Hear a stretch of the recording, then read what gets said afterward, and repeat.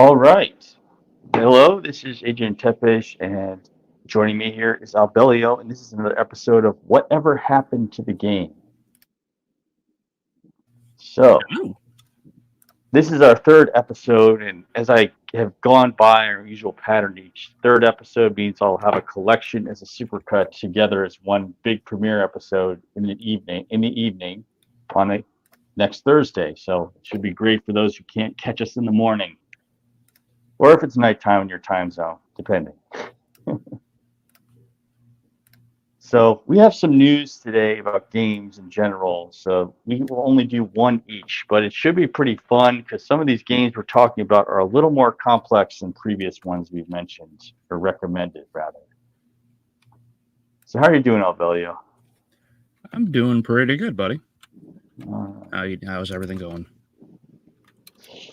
Pretty well. There's been a number of announcements this week, so it's a little crazy. And some of these announcements go back to games you previously recommended as a kind of spiritual successor. So there is a market, especially in Steam and consoles, for games similar to older ones, although I would prefer the original come back rather than a spiritual successor, but we'll see. Mm-hmm. So today's recommendation is Steam. It's inexpensive. Games can go on sale depending on the time. Last month was a sale of Bethesda games, so Doom games, Fallout games. What else does Bethesda do? Elder Scrolls games. All were on sale for pretty cheap. So, check up on Steam. And anything else to mention, Albeleo? Steam working out pretty well for you?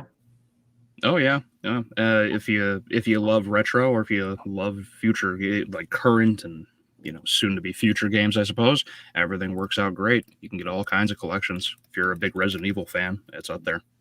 Yeah, it is. It's crazy. They've got quite a number of them. Even as the not old graphics, but it's obviously remastered to HD.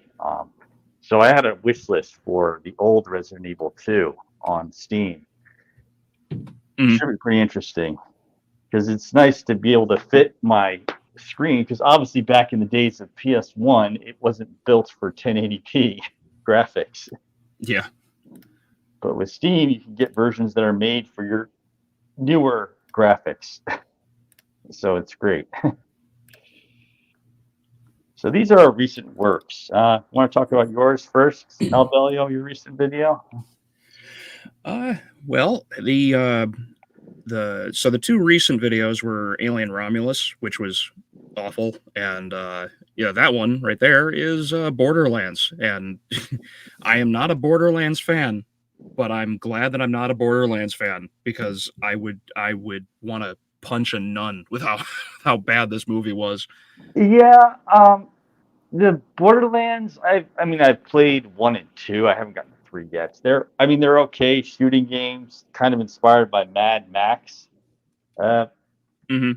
It's just a lot of game mechanics of it's primarily running around destroying things with some character dialogue and an annoying robot that won't stop talking. Yeah. I don't know why they thought that Claptrap was going to be a fun and interesting character. Honestly, as a movie, they should have just removed him entirely. Maybe Claptrap is kind of similar to what you do with C-3PO in the Star Wars movies, but there's kind of a line you have to draw in terms of how you do an annoying character that doesn't stop talking. But yeah, so mine is I have a supercut, or rather 1 hour of the Castlevania Fact series. It's out now, so. Yeah. And there's also our whole Whatever Happened to Castlevania was another recent one. So all 3 episodes, 1 premiere for Whatever Happened to Castlevania. Mm-hmm. Good. Yeah, so this is yours. I've played it a bit, but you've mentioned it quite a bit to me, so I feel it's time's up to you. Breath of Fire. Yeah, I'm not as familiar with the with this one as 2, but what I have done with 1 was nothing but fun. I actually share a similar perspective with Razor Fist on this one, because I think Breath of Fire 2 specifically is great, but this one really set, like, it changes a lot of what RPGs did for the time. It still kept a lot of the base mechanics of, like, turn-based combat and everything else, but you're set in this world. It's all a consistent timeline, unlike Final Fantasy. Main character Ryu, the main guy right there with the blue hair, you can transform into dragons. So yeah, no more vampires and werewolves. Yeah, you just become like the ultimate mythical creatures. You travel all over the place. There's an entire underwater section, which is fantastic. And this was like the beginning of peak Capcom. So you get great music, great sound effects, a decent story, good characters, fun combat. Like, it just, the list goes on. What a great time. Yeah, I mean, I kind of enjoy. I went through the beginning. I went up to a point where I got the. I forget if Bo is a fox or a wolf. Wolf in this one. Okay, he's a wolf. But it was kind of interesting because not only did you have the turn-based combat, but Bo can go hunting food on the world map. Yeah. There's a lot of shoot arrow on the world map, and you'll hit a deer that are prancing around. There's a lot of really cool. There's a lot of cool little mechanics that they added to these games, which are really nice, because instead of just doing combat over and over and having to steal dried meat from a boar in Final Fantasy, like, you actually had to hunt. You could actually fish. You could fly. You could walk underwater in an entire city that I haven't seen done in like any other game. Like, there's underwater locations, sure, in like Waterworld or inside of a temple in like Illusion of Gaia, but like, you're actually underwater, which is really nice. And hunting is really cool because, yeah, you get to hunt animals and you turn around, use it for food, or you could turn around and sell it. Yours. It was interesting. I mean, it seems at first like you're playing a Final Fantasy knockoff, but they did set up some mechanics that really separates it, which will also be true with the other game where we're going to be talking about. But this one is great. This is actually on the Nintendo Switch Store. And they're also on the PlayStation Store, which is great because obviously this series went on for quite a number of sequels, 3 sequels and 2 spin-offs. Yeah, we don't really talk about 6. Yeah. The unofficial 6. Yes. But it was an interesting one that started back with SNES in 1993. And they even went to mobile phones. Mm-hmm. So this is a pretty interesting one. I did feel that Breath of Fire 1 was interesting because like I said before, at first I thought this was a Final Fantasy clone, but it had a little more mechanics that Final Fantasy games generally did not have. Yeah, thankfully, like I said, there's a lot of the basic structure of Final Fantasy in it. Like, you have formation for different, like, where you want your character to be more aggressive or more defensive. You do have side abilities like magic and things of that nature. But again, you have the transformations. You have the inherent ability of the characters outside of combat. Every individual has their own ability, which is continued throughout the series. There's just so much just simple little mechanics that change the way games play and makes it feel unique, which I appreciate. Yeah, so I mean, we're going to stop for a little bit. I'm going to go into showing Breath of Fire long play in a minute. Here. I'm going to go present. Also, some of the sprites, I know the art style might not necessarily be for everybody, but yeah, I enjoy these. They're pretty detailed, and they only get better as the series goes on, especially in 2. Man, 2's got some great art, but a lot of the art here is not to mention the morphs, like Ryu's dragon morph. Yeah. So He has more than one Dragonmorph, right? I haven't finished this game. I'm probably going to go back and try finishing it later. Correct. So there's thunder, ice, and fire, and then there's one, two, I think there's three more, because there's the Giga Dragon, which returns in 2. That's the big dragon. And then you have I want to say they have like another version of like I think it's called Affinity in this one, like Affinity or something. But yeah, there's this big like 4-legged dragon. That looks more like a creature straight out of Yu-Gi-Oh, quite frankly. But yeah, all kinds of transformations. Everything is animated. It's such a good adventure. All right.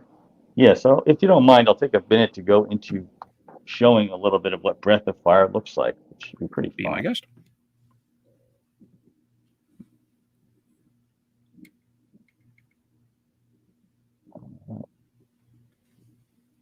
Okay.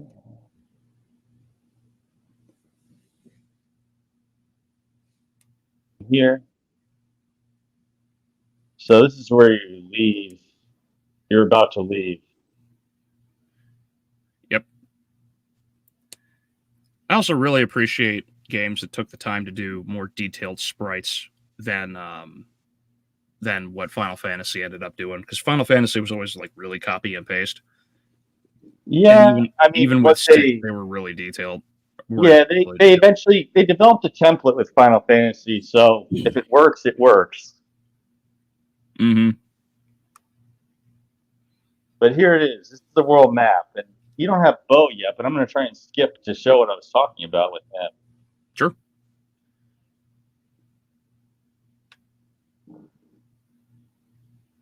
So here's Bo. Yep. Yeah, and the great bird. Because each of the characters, like you have like Nina can turn into this because she's a Windian, and so she's able to fly because her people of this old time could actually transform into great birds, and it allows you to travel all around the planet, which is really nice. Yeah, it is great. And then you've got Bo, who can obviously hunt, which is fantastic because the hunting is so good. But he's also got the special archery tricks too. Yep. Yeah, and even Ryu here can do something simple that helps. He can fish. Never underestimate how good it is that you can fish in a game. So this is after you got Bo the Wolf. Mm-hmm. And this is the underworld here. Oh, you shouldn't have used up your marble. Yeah, he's just trying to get through that dungeon real quick without wasting time. Right. I don't know. When it comes to dungeon crawling, I try to make sure I level up and get what I need to get done. Mm-hmm. Same. But I know not everyone's, trying to do things for the sake of like not everyone's fighting every enemy. Yeah. Yeah, I've always really liked the art style for Breath of Fire. It's so good. Yep.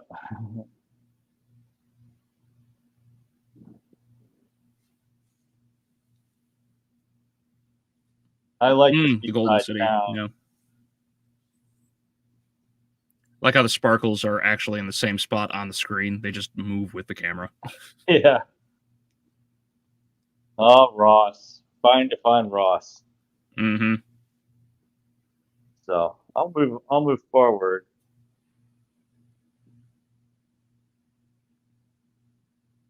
All right. So yeah, that's Breath of Fire. Just a quick little taste of what Breath of Fire is. And of course, every mechanic afterward just continues, or every mechanic and design in 2 and onward just continues to improve upon the series. 2 has better artwork than 1, and 1's, as you can see here on screen, looks pretty damn good.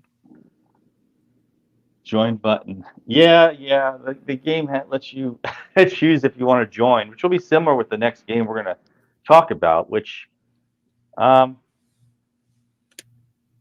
yeah. So this game the great part is it's available on the Nintendo Switch store. It's available on the PlayStation store. So it's pretty well available now. We don't have to look for spiritual successors or still be left waiting for the actual game to be re-released.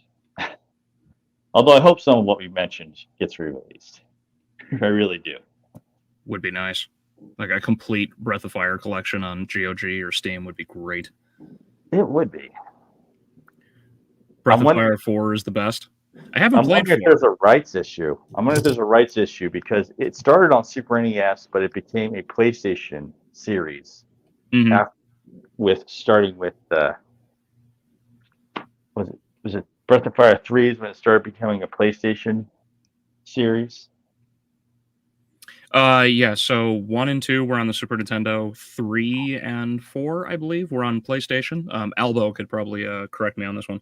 And then I think 5 and totally not 6 were like PSP were PSP or PS2. Yeah. Okay, Albo. 4 is tops. I'll take your word for it. I would imagine they made I would imagine they made everything a lot better by the time they got to 4. Yeah. So I think going to this. Oh yeah, you can look at it. You can take a minute to take a look. I know I have 3. Oh no, I only have 3. Okay. I'll have to get 4 at a later time.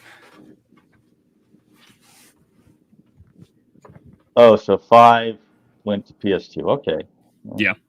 So next one we're gonna go into is a game that Albo and Shadow Master have been asking me to mention. So thank you guys for asking. Really nice. So I finally went back to go play Skies of Arcadia when I was on our summer break from doing episodes. So Pirates in the Sky, pretty much. Cool. All right. So yeah, it's a game that is 2 parts. There's character exploration and character combat, and there's also flying your airship around in the skies of Arcadia, visiting floating islands, visiting big floating ships, and there's also combat of ship to ship and combat of characters to other characters. So there's all these different mechanics put together that make it complex, a little bit more complex than the Final Fantasy games of the time. Similar to how Breath of Fire became a little bit more complex with the things you can do on the world map, like morph and fly or hunt for food or go fishing.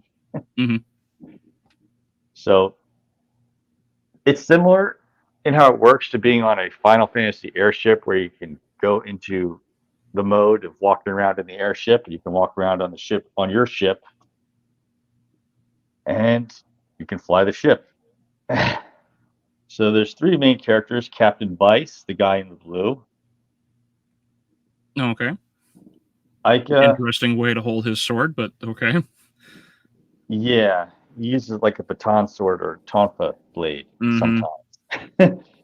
There's Ica in the golden dress, and there's Fina in the white dress. Fina is mainly summoning.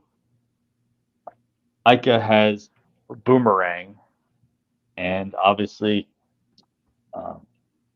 Vice is mainly swords in combat. They also have spells. Fina has summoning and water magic. She's kind of what you'd call white mage if you tried to translate it into Final Fantasy. Okay. And Ica is kind of like what you'd call a thief or rogue in role-playing games. But there's also a number of other characters you can or cannot, depending on how you interact with those characters. When you encounter them, they can join your party. So up to 20 characters can be added to your crew. They don't explore with you on quests, but you can have up to 8 selectable characters for your party when you explore as characters, if that makes any sense. So you can recruit a bunch of allies like Fire Emblem. Yes. Okay. I kind of say it in some ways that it's similar to Avatar: The Last Airbender, Mhm. in the sense that there's different nations on these floating islands in the sky, and there's different specialists. But you have a similar to how you had Fire Lord Ozai in Avatar: The Last Airbender. You have the Valalon Empire, similar to the Fire Nations, that wants to get all the crystals representing all the magical elements, and then they can control all kingdoms. Oh, Plus he's a pirate. Plus you do pirate things, like you go loot ship. You use ship to ship combat in the air, where the other ship goes down. You can also go looting ships and finding treasure to help you in the game with your side quests. interesting. So this one is unfortunately not available on the Switch store, but it was originally for Sega Dreamcast in 2000. It made a complete re-release for Nintendo GameCube called Legends, but it's the same game in 2002. So I just wanted to go on the side and say, thanks to retro game stores being in my town, I was able to go find it at one of those retro game stores. Gotcha. And don't be like what GameStop employees did, where they didn't clean the discs or put their hands on them a few years back. But yeah. So the one I went to was local to me in the Philadelphia area, called Gamers Heaven. So Oh, nice. yes. Just happened to find quite the find for another project of mine at a later time, but Oh yeah. finding it for me was like, holy crap! This is a thing. Like, trying to find like this thing for this other project. It's difficult to do. So I was very happy because I've got an antique mall like 15 minutes, not even from where I am, and it was like in the box, complete collection, just like Dragon Warrior above me. I Oh was really? like, wow. And yeah, it did add a new side quest. Okay. The main antagonist, which is somewhat good. I mean, it shouldn't. It's great that it's not a total 1-to-1, but yeah, it's mostly the same. The plot idea is about the same, where you're trying to stop the Valan Empire, and of course, So, being pirates. So is this a similar sort of remake as Resident Evil on GameCube? Yeah, I'd say it's a similar kind of remake. Obviously, not too much because it was originally a Sega game for Sega Dreamcast, but obviously we know what happened to Sega Dreamcast. That was the end of Sega making consoles. Mm-hmm. So we got a GameCube version called Legends with a little bit extra, but so not quite in terms of the time gap between the GameCube release of Resident Evil 2 and the PlayStation release of Resident Evil 2. Mm-hmm. But yeah, it was great because you know the game that was a leftover from Sega came back. So at least for a few years, we got to enjoy it with GameCube, and then again, you can enjoy it on Wii because of backwards compatibility, which is the one I'm using right now because I have a Wii, so I hunted down the GameCube game. I miss proper like backwards compatibility. I miss it so much. I do too. That's the thing I liked about the PlayStation, of course. Mm-hmm. Newer PlayStation consoles play old games of older ones. So with PS2, you play PS1 games to your heart's delight.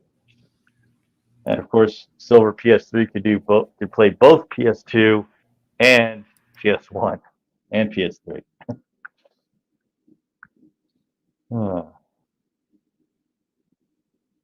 So coming up next, I'm going to show some footage from this. I wasn't sure how long this would take to cover, but it's quite.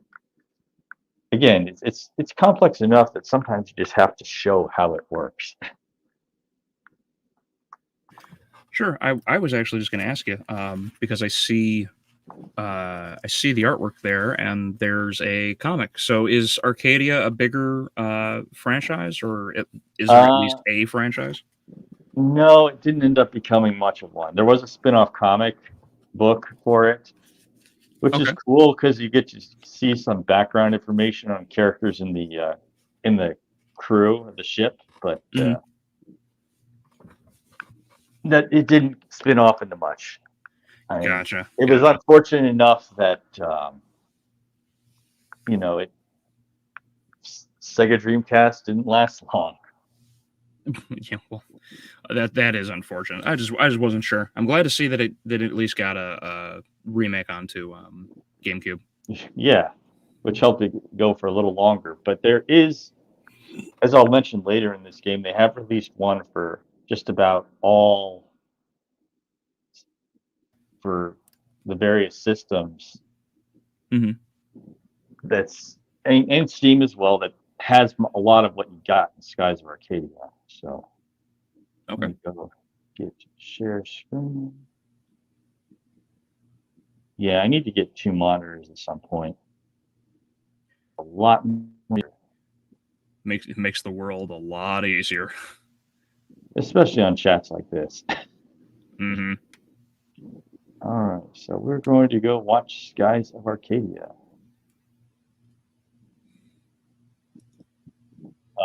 The good old GameCube opening introduction. Yeah, when you could hold certain buttons and change the way it all sounded.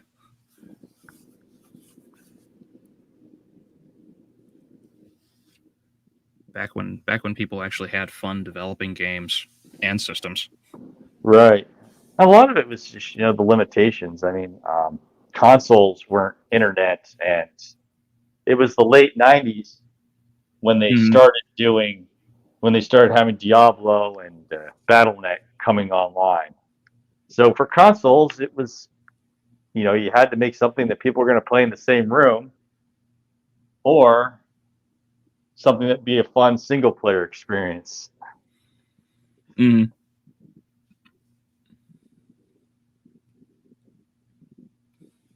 Now it'd be great if they actually finally did a new release of this so it could be widescreen.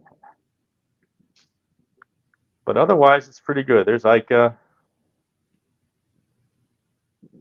Oh, she That lost the map's gone. map. Oh, there's Captain Vice.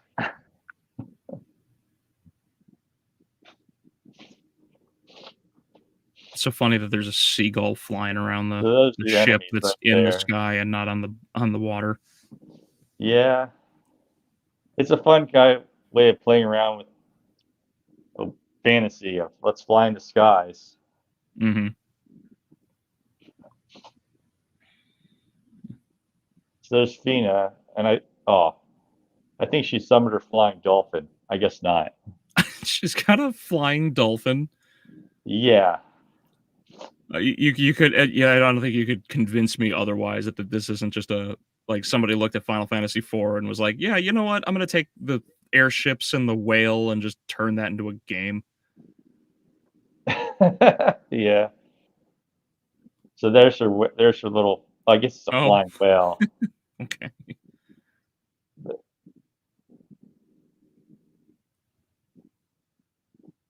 And that's the ship-to-ship combat right there. I was gonna ask, is there like ship to ship combat and then you can Yeah, fight manually? yeah, you can control the ship. It gets a little annoying because you have to assign crew members to different parts of the ship, but Uh, otherwise it runs pretty well. The intro is just very fun to watch. Definitely gets you in the spirit of the game. It does.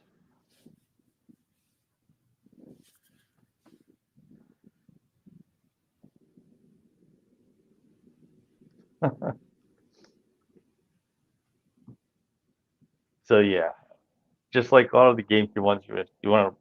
I always do Rumble anyways because it helps me have a feel for what I'm doing with the ship when I'm controlling it. Hmm.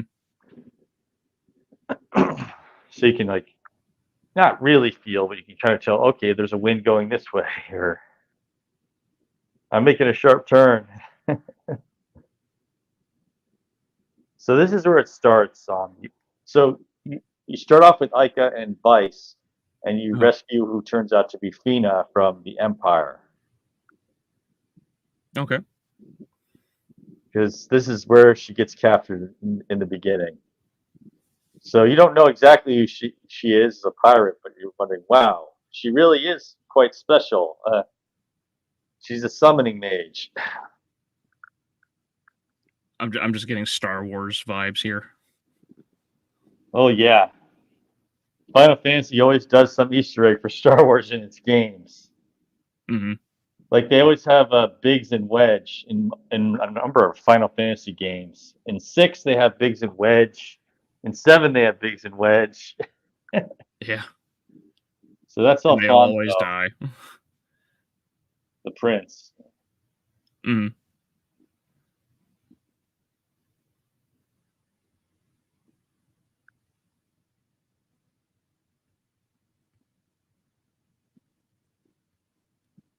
So I'm gonna skip at this point up to where you actually start playing. Sure. So this is where you're playing as Vice. Okay. So you see Ica with her boomerang and Vice with his sword. But she also uses boomerang in melee as well. She doesn't just throw it.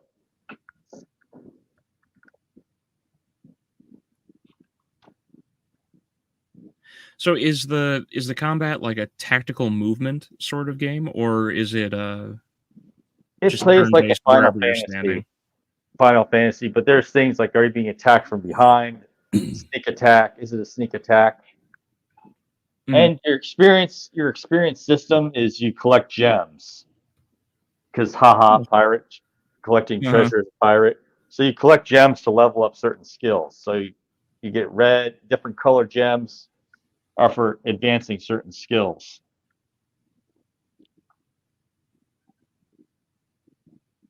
Okay, I like the open environment that you can explore. That's good. So yeah, this is you on board the Imperial battleship trying to get Fina.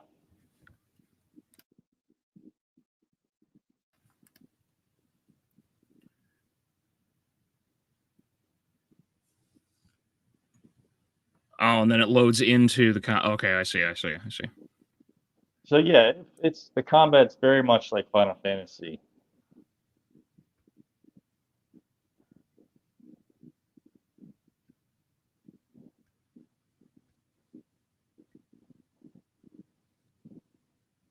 Oh. Although it's a little more advanced in Final Fantasy VII because you really hear actual dialogue. Like Ica said, that's fun. Mm. Or Vice says actual words. Yeah, instead of just being really low polygon characters that just do the animations like 7. Yeah. But they say they're puns in combat. Yeah, as most JRPGs.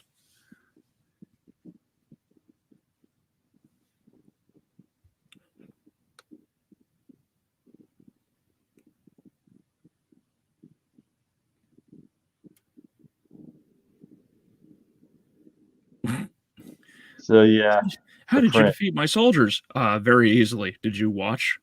They all died in one hit. Oh. Well, fuck that, dude. Okay. He had the captain take the fall. That's how Alfonso is.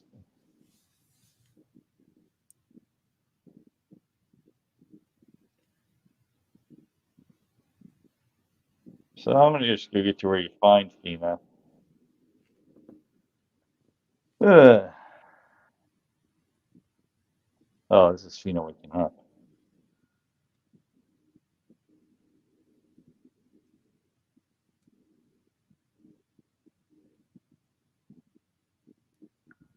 Oh, look, crystals.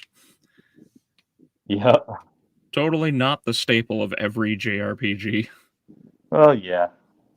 But it's just kind of interesting here and how instead of XP, you get certain crystals for certain skills. Mm-hmm.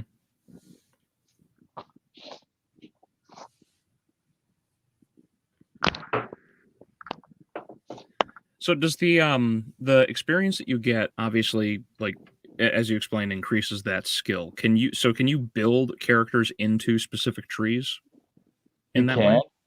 You just have to make sure and put together crystals for a certain skill set. Hmm. But Okay. I generally tend to, so far as I've been playing into Skies of Arcadia, I've been diversifying my skills a little bit because there's just different kinds of encounters and I want to have different kinds of weaknesses.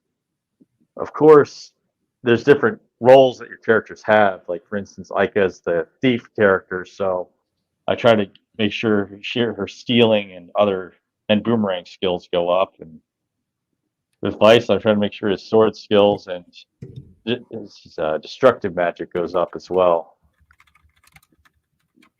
Gina, I'm trying to figure it out. I think she's close enough to being a white mage and a Okay. summoner.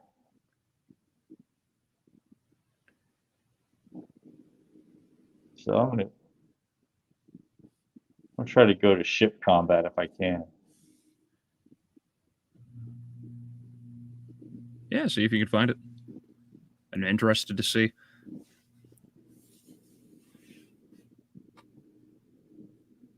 I like the little mini map on the bottom right. Yeah, don't fall off the edge, Vice. Can you fall off the can you fall off the edges? Not really if there's a rail blocking you, but this Oh, okay. is flying the ship right here. So Oh, cool. you have the floating islands, and you fly up to the island to land on it. Hmm. So you want to land, sir, or you... Oh, there's a barrier. Okay. Yeah, the Great Falls. So in this case they landed on your ship. So Mm-hmm. as you can see,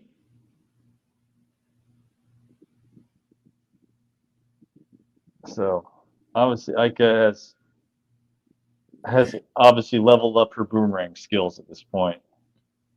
Oh, so the characters move in combat based on who you attack. That's interesting. Yep.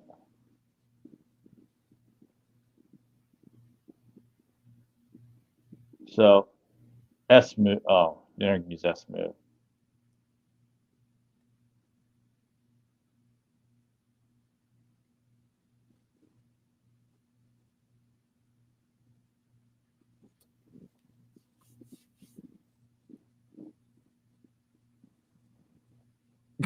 Thanks, Aika. You're so useful. Yeah.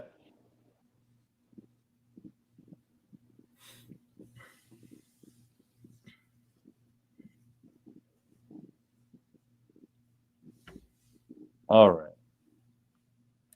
I'm gonna find ship combat here just to show what I'm talking about.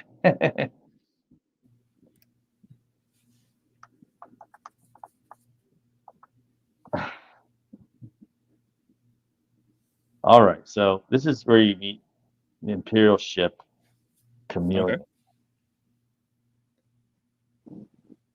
So you're assigning roles on your ship, the Drachma. So who do you want to man the different guns and parts of the ship, like the engines, guns, and so on? But this Mm-hmm. is you versus the Chameleon. It's one of the battleships in the game where you fight against it. So you decide, okay, what kind of gun attackers am I going to use on the ship? Hmm. Okay. So usually focus right here to improve your accuracy of your next shot. So you skip a turn, but you make your next shot actually more accurate and more damaging.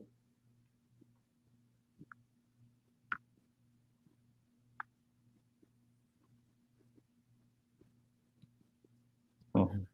I was kind of hoping that you would move the combat like manually. Yeah, me too. That's okay. It's But still interesting to see actual like combat because you couldn't really have that in many other games. so because you did focus right there, you get more damage on your shot. Okay. And it's just a little funny how your enemy battleships are way bigger than yours. Yeah, it's like a schooner versus a full on frigate. Yeah.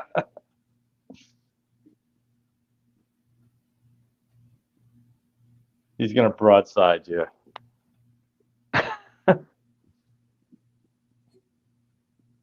Just like Vice, like 5.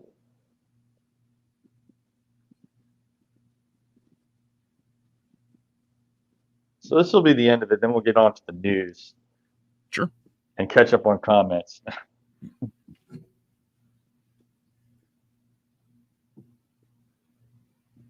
So yeah, you get torpedoes. If you eventually get the upgrade, you can fire torpedoes, and they home in on the enemy ship.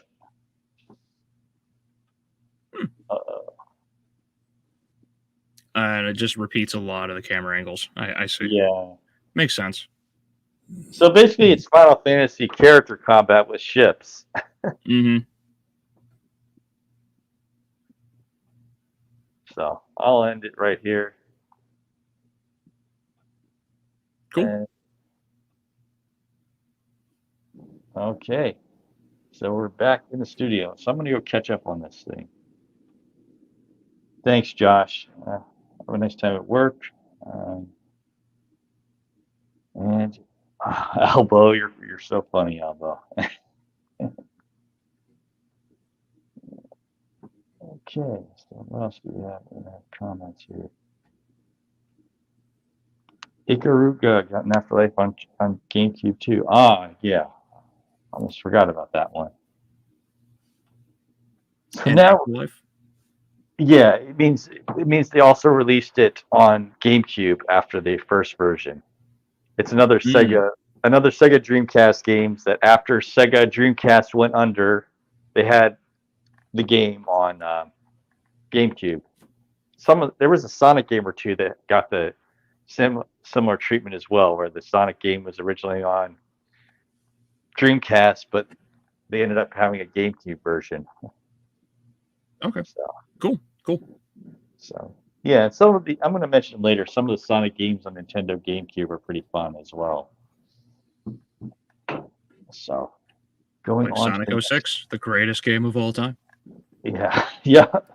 So yes, we were talking earlier about when in episode 2 of Whatever Happened to Castlevania, when they would release the Nintendo DS games, and lo and behold, they did. So Castlevania Dominus Collection for PlayStation Store, Nintendo Switch Store, and Steam. Yeah, I did catch your short about this. This was really cool to hear. Yeah. So lo and behold, it didn't even take a year after wishing it for it to come true. Mm-hmm. So yeah. So, and not only did it have the Nintendo DS games, but it also had a remake of Haunted Castle, the arcade game, on it. Yeah, and that's one of the original versions of the game, right? Yeah. It's formatted a little differently to play on all these systems, but yeah. Sure. But yeah, Haunted Castle. The music has been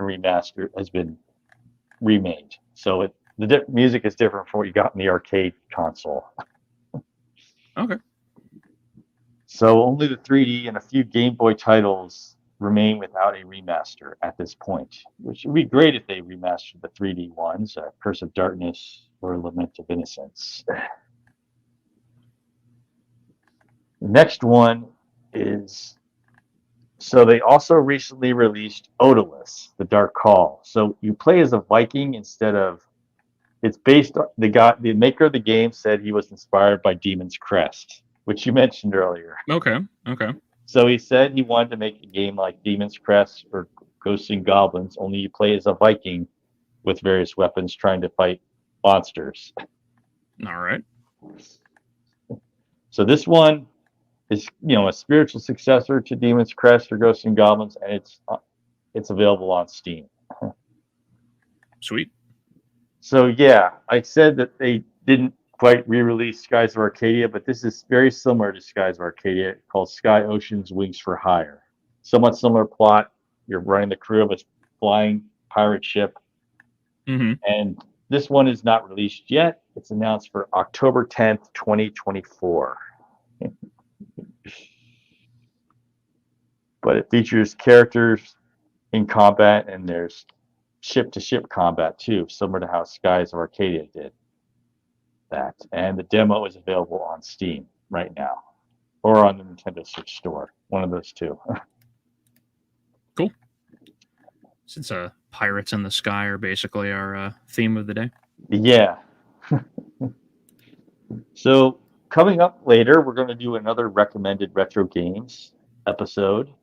These three, the three episodes we've done so far, will be a big supercut on next Thursday night, for a premiere for everyone who may have missed the ones because you're not a morning person. It's okay. So with that, we are reaching the end. Anything else you want to add, Albeleo? Well, I will have a excuse me. I will have a review of 2024's The Crow tomorrow. Yeah. Thanks for biting the bullet for me. I've never seen The Crow, not in its entirety. I've seen clips here and there, but not the whole thing. So going into this, I was like, cool, let's see how unbiased I can be and, give it a fair shot. No, there was no shot. So that'll be coming out. And then over the next couple weeks, at least, Rings of Power Season 2. I'll be tackling episode by episode. And I'll probably be joining Technically Mexican and his fellas on his channel on Sundays. So put a post up so we can find that stream. Will do. Everyone else have a wonderful day, and whatever happened to the game will be coming next Thursday, along with an evening premiere of our previous 3 game recommendations episodes, all in one. So hope you have a wonderful day, and we will see you next Thursday. Same time, same channel. Thanks for coming.